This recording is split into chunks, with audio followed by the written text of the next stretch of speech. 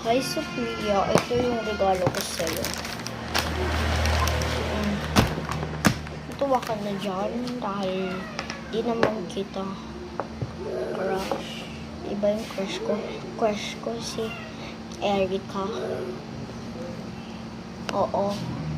Thank you.